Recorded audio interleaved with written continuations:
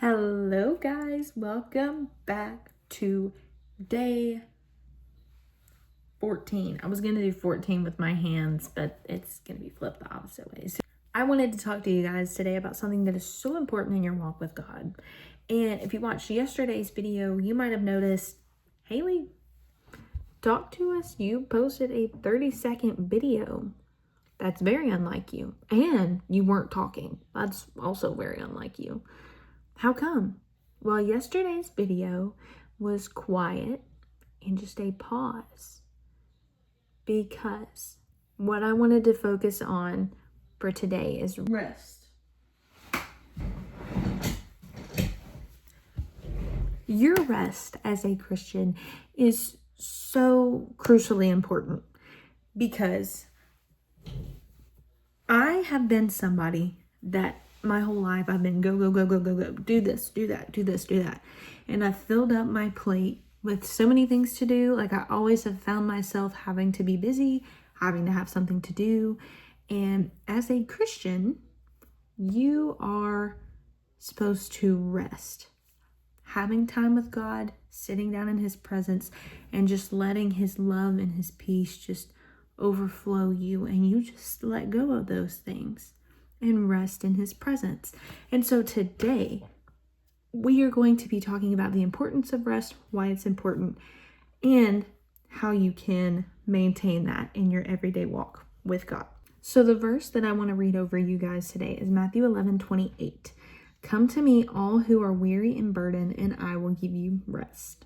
I have topics that I want to hit on, and then you guys will learn all about rest, why it's important, how you can maintain it in your daily life, and what are the consequences of not resting. So let's get into it.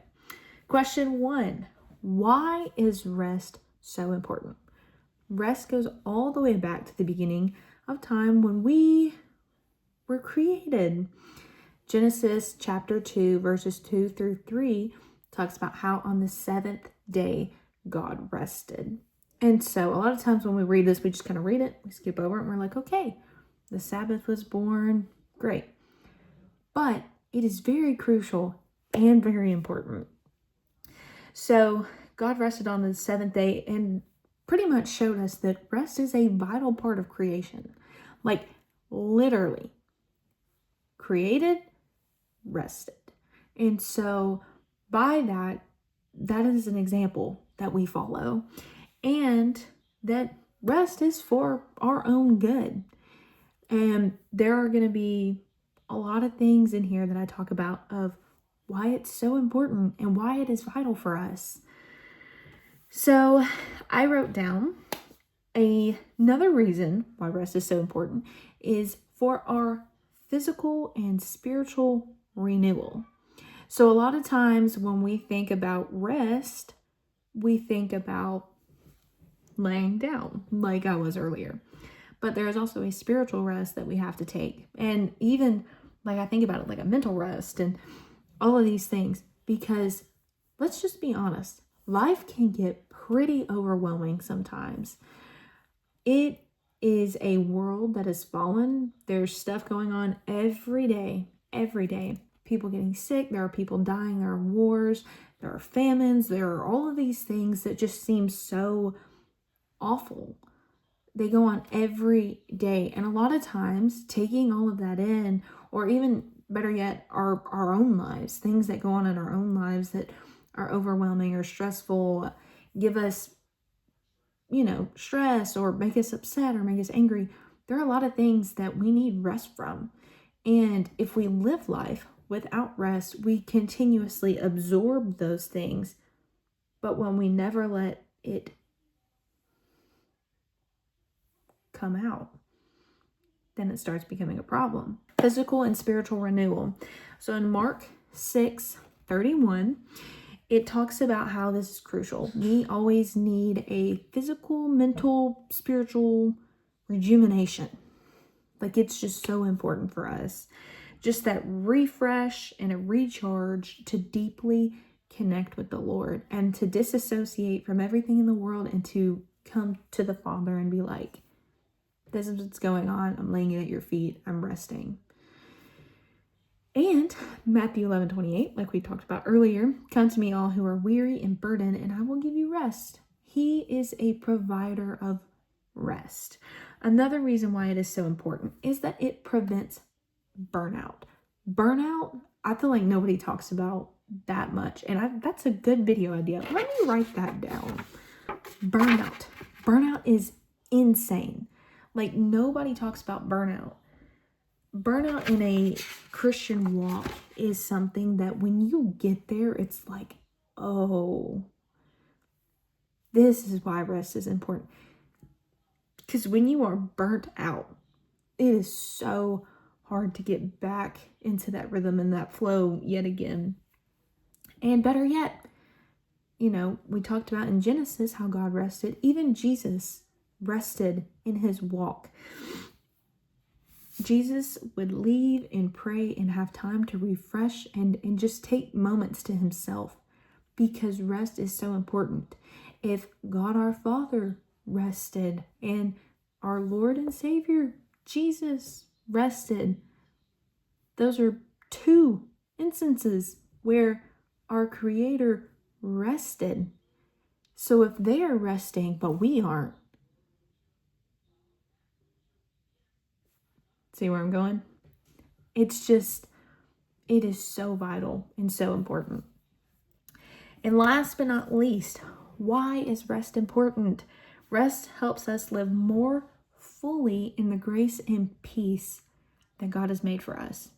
The Lord does not want us to stress or to worry or to fear or to have anxieties or anything. He wants us to simply come to him and just let it all out.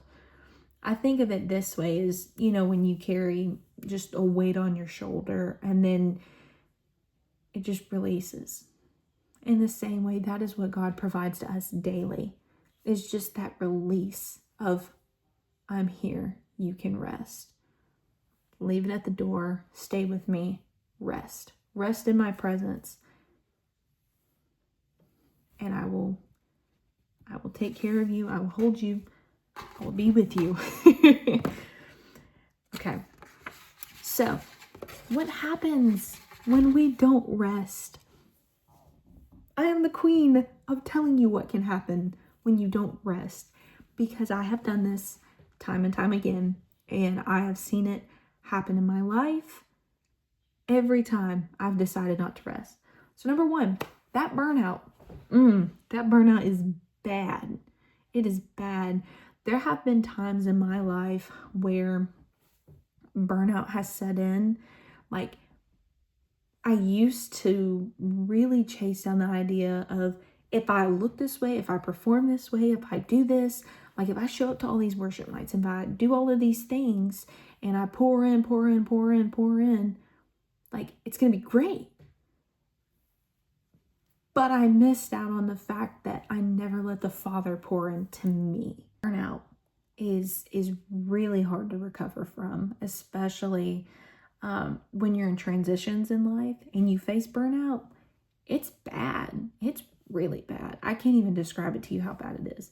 But I'm telling you it's bad. So take my word and rest so you don't find out. Number 2, spiritual dullness. I'm going to be honest. I was reading stuff and I found the word spiritual dullness and I was like, I like that. I like that. Spiritual dullness can happen. And I've learned that when I didn't prioritize rest, I was not who I needed to be for the Lord. I would lack in various areas, and I really would watch myself. Like, I was always like super out there and talking to people and like super like let me tell you about God. And I slowly just closed because I no longer was that girl that was like, let me talk to you about God. I was like, you come to me, I'll talk to you about God. Like, just lost that fire and that passion because I was so exhausted of trying to be something that I wasn't. So exhausted with the weight of the world, so exhausted with everything going on in life because I forgot to rest. Another thing, increased anxiety and stress. Oh my goodness. I never used to struggle with anxiety until last year. It ended up becoming really, really bad to the point where like my hands would shake all the time and just all of these things because I didn't rest, because I allowed everything going on, moving jobs, moving churches, moving this, moving that, transitions, changes.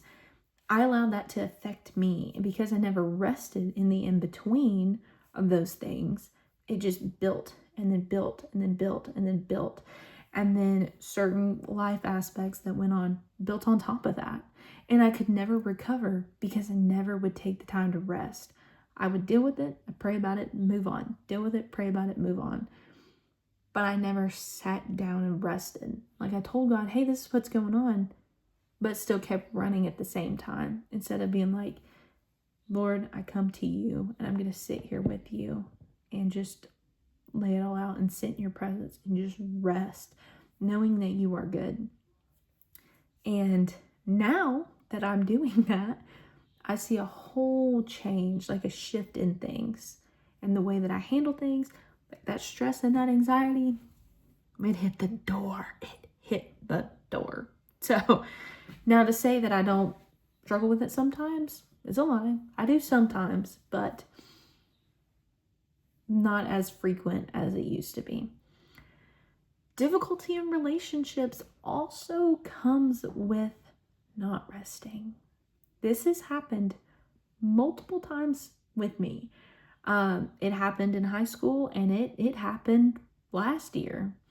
There have been various things. Like I remember in high school, I wasn't resting because senior year of high school, like everything's so stressful and you get stressed out. I burned a lot of bridges in high school because I was in my word, but I wasn't in my word. I wasn't resting in the word. I wasn't focusing and meditating on the word and being in depth in the word. I read it, moved on with life, kept going. Read it, move on, kept going. And I know it sounds awful, but I'm being honest with you guys. That's what I did in high school.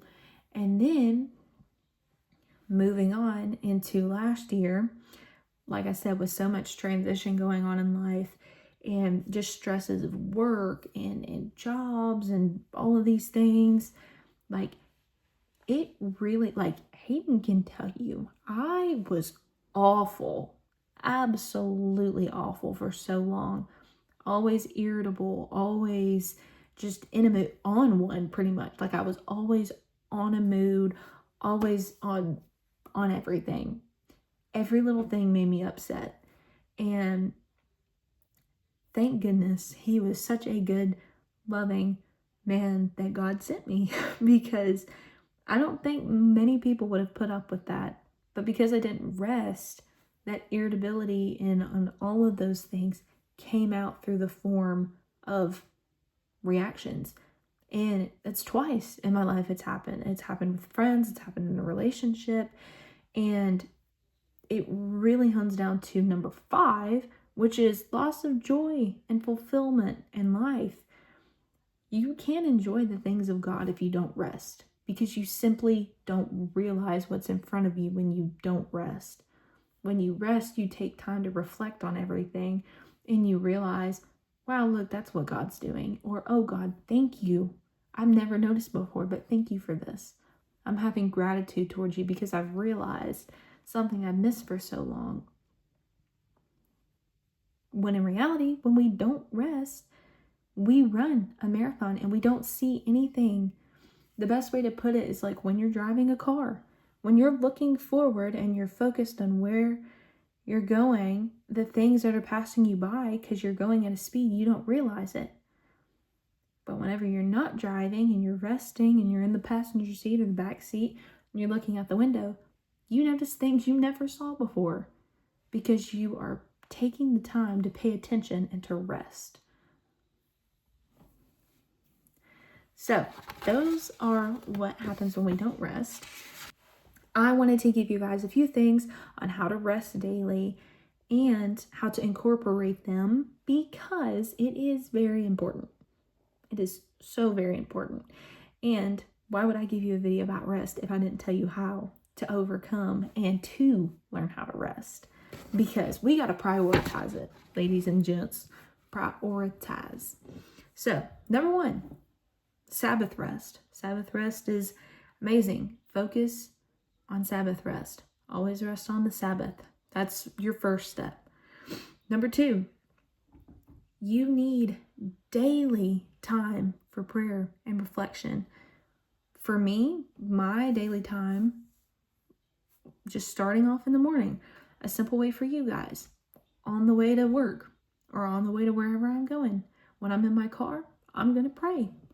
I pray every time, and I pray over people. I pray for people. I pray for my day. I pray for my mindset. I pray for my heart and my ears and just everything that I take in. Pray. Start off your day in prayer. If you want to pray while you're getting ready, do that. Or if you want to pray on the way in your car, because let me tell you, when you do that, it becomes consistent, especially for me. I go to work 5 days a week, and I wake up, and those 5 days, every single time I get in my car, that's my prayer time, and nothing interrupts it. And so I know that that's a safe place for me, and it's consistent. And then finding just time to pray and reflect on God's goodness. When I pray in the morning, I reflect on what I am grateful for and what I have and what He's shown me. Just reflect. Number 3, setting boundaries. You need to set healthy boundaries in your life, because if you do not set healthy boundaries in your life, you will find trials in resting. So, like, for example, for me, I have to set a limit on how long I'm on something, or set a limit on how long I work. I know some people work a long time. Set a limit on how long you work. For me, like, as soon as I came home, I came in, I did certain things. I was like, okay, time to film. Okay, time to spend time with God. Set boundaries on when and where you want to do things. And don't break from those boundaries. Stick to them. Number 4, journal. I used to journal. I need to get back into it. But journal everything. Write everything down. Get it all out. And then just take that to God. That is part of rest. When you exhale and you let everything out and send it up to Him, it is no longer yours to carry, but it is His. And number 5, this can go back to 2 and 4, is break to reflect on Him. For me, during work, I reflect on God. I think, okay, Lord, You're good. Servant's heart, like I need to maintain a servant's heart in whatever I do. Everything I do is unto You, Lord. Reflect. Just little moments throughout your day where you can remind yourself of God's goodness and what He's done for you and what He continues to do for you. Just reflect and rest in those moments of knowing God is with me. He is Emmanuel, God with us. And that is just peace in and of itself. Resting will bring you the peace and the grace and the fulfillment and the joy that you were looking for in life.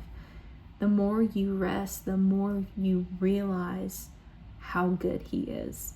So I love you guys.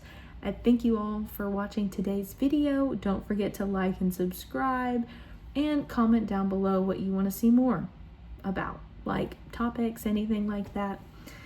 So I will see you guys tomorrow for day 15 of the 50-day posting challenge. I love you guys. Bye.